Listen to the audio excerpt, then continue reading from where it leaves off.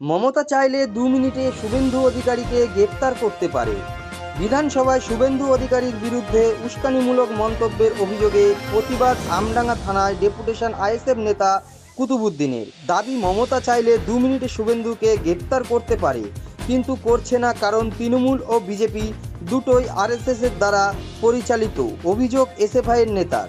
সারা রাজ্যের এবং বিশেষ করে পশ্চিমবাংলার যে বিধানসভা, এই বিধানসভার মধ্যে যেভাবে শুভেন্দু অধিকারী সম্প্রীতি নষ্ট করার বাতাবরণ তৈরি করেছে, তার বিরুদ্ধে আজকের আমাদের অভিযোগ আমডাঙ্গা থানাতে। পুলিশ প্রশাসনের কাছে, আইনের কাছে, সংবিধানের কাছে আমরা দ্বারস্থ হয়েছি। তিনি যেভাবে বক্তব্য দিচ্ছেন, এই পশ্চিমবাংলায় খুব শিগগিরই একটা অশান্তির বার্তা ছড়িয়ে যাচ্ছে এবং অশান্তি লাগবে এরকম একটা সিচুয়েশান তৈরি হচ্ছে। সেজন্য আমরা চাই, আমাদের বিধায়ক নওশাদ সিদ্দিকী চান, আমাদের দলের চেয়ারম্যান, যে 5 টাকার পেনের মূল্যটা দেখাও। আমরা খাতা আর পেনের লড়াইটা করি। সেজন্যই আজকের এখানে এসেছি শুভেন্দু বাবুর বিরুদ্ধে অভিযোগ জানাতে। তিনি যে ধরনের মন্তব্য করছেন, এই মন্তব্য থেকে অবিলম্বে বিরতি থাকুন। এবং একটা শ্রেণীর বিধায়করা, তারাও হয়তো শুভেন্দুর বিরুদ্ধে বক্তব্য দিচ্ছেন, এটাকেও আমরা ঘৃণা করি। কেন এই বিরোধিতাটা এই জন্যই, তাদেরকে আমরা বিধায়ক করে পাঠিয়েছি, কিন্তু তাদের হিম্মত নেই পুলিশ প্রশাসনকে দিয়ে, আইনকে দিয়ে। পুলিশ মন্ত্রী খোদ নিজে মমতা ব্যানার্জি, তিনি শুভেন্দুর ঘাড় ধরে জেলের মধ্যে ভরতে পারছেন না। বাংলায় সেই শুভেন্দুর যেভাবে বক্তব্য দিয়ে যাচ্ছেন, বাংলায় অরাজকতা তৈরি করতে চাইছেন, বাংলায় অশান্তি তৈরি করতে চাইছেন, হিন্দু মুসলমানের মধ্যে বিভেদ সৃষ্টি করতে চাইছেন, এটাকে মেনে নেওয়া যায় না।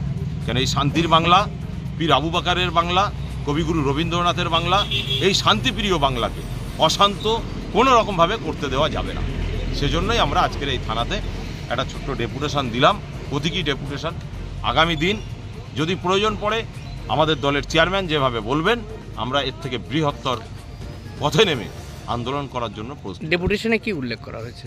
ডেপুটেশন কবিতা আমরা উল্লেখ করেছি এটাই, যে শুভেন্দু মহাশয় ভারতীয় সংবিধানকে লঙ্ঘন করছেন এবং সাম্প্রদায়িক সম্প্রীতি নষ্ট করার যে পরিকল্পনা করছেন, সেটাকে নষ্ট করার জন্য উপযুক্ত প্রশাসনিক ব্যবস্থা গ্রহণ করবেন, এটাই আমরা দাবি রেখেছি।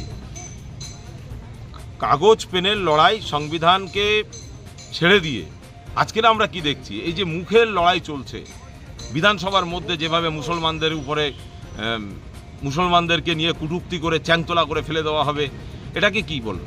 এটা সংবিধান প্রাধান্য দেয় এই ধরনের কথা? কোনোদিনই দেন না। কিন্তু তিনি সংবিধান বিরোধী আচরণ করছেন, কার্যকলাপ করছেন, কিন্তু তারপরেও তার বিরুদ্ধে প্রশাসনিক কোনো ব্যবস্থা নেওয়া হচ্ছে না। কেন? আমরা মনে করছি এর মধ্যে মমতা ব্যানার্জিরও হাত আছে।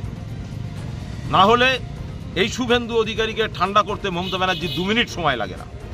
এমএলএ নওশাদ সিদ্দিকীকে 42 দিন ধরে জেল খাটিয়েছিলেন। কি জন্য? আজকের দিনে কি হচ্ছে? জেল খাটাবার হিম্মত নেই। অতএব আরএসএসের আঙুল হিলানিতে মমতা ব্যানার্জিও চলছেন, আর আরএসএসের আঙুল হিলানিতে বিজেপিও চলছেন।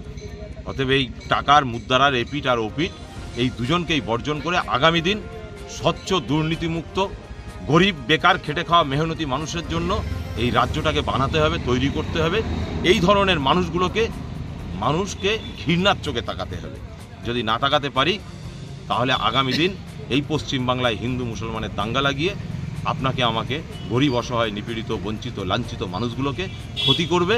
তার জন্যই আমরা আগে থেকেই প্রশাসনিক ব্যবস্থা নেওয়ার জন্য আমরা চেষ্টা করছি।